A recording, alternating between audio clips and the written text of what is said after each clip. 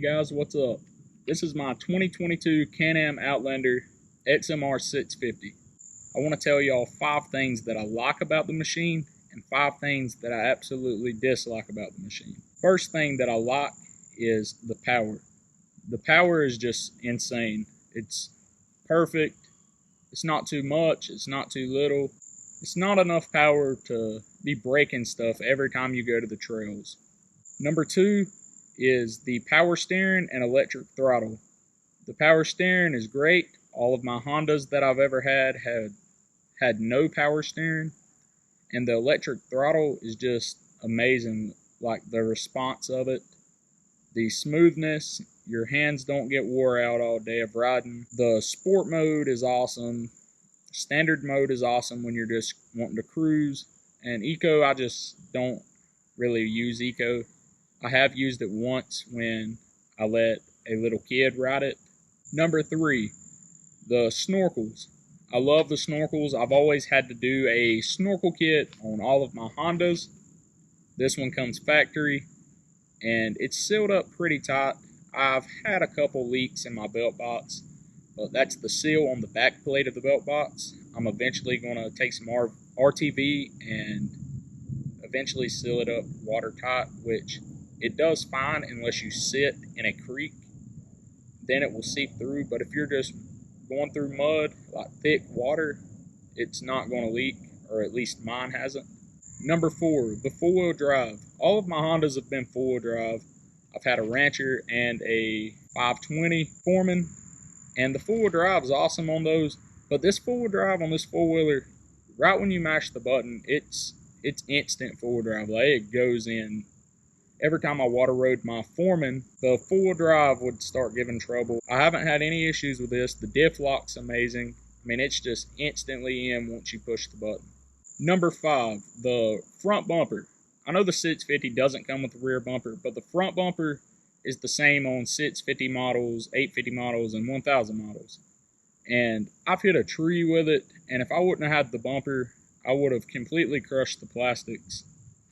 And it really saved me. I just pulled it back out a little bit.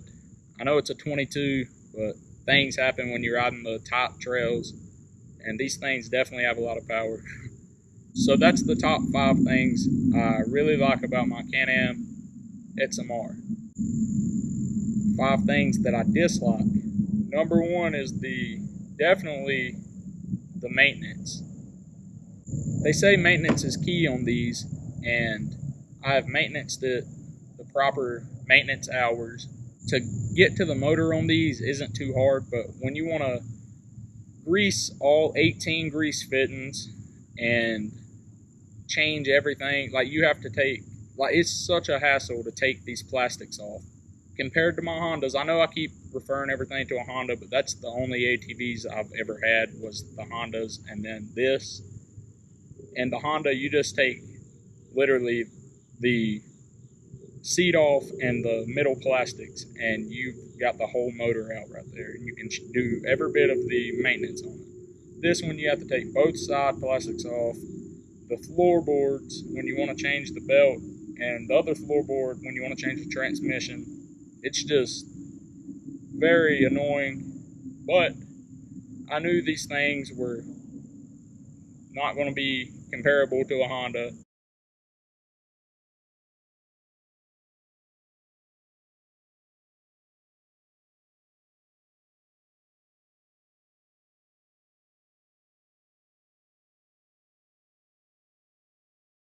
Number 3 is the headlights and the taillights. The headlights are awesome, but I've had one bulb go out already. Like, it went out 200 miles in.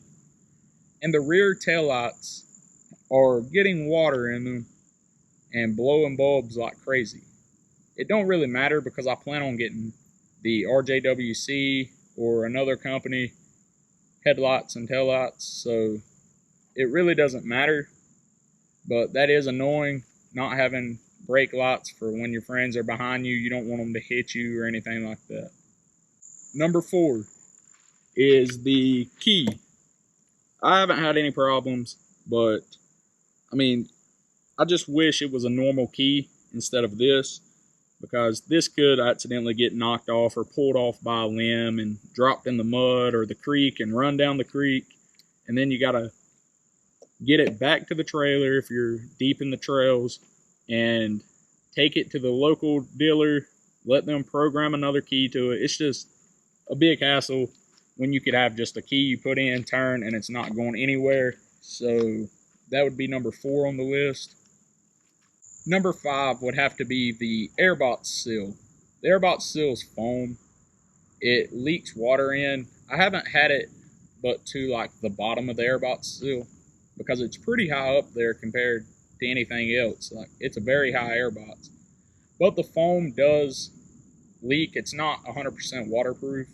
I guess it would give you a water resistant, like if it rained on it or anything, but it is not waterproof. I know they make the aftermarket seals and airbox lids, and I'm definitely going to have to get one, but that would be number 5. All of these disc locks do not at all make me regret this decision.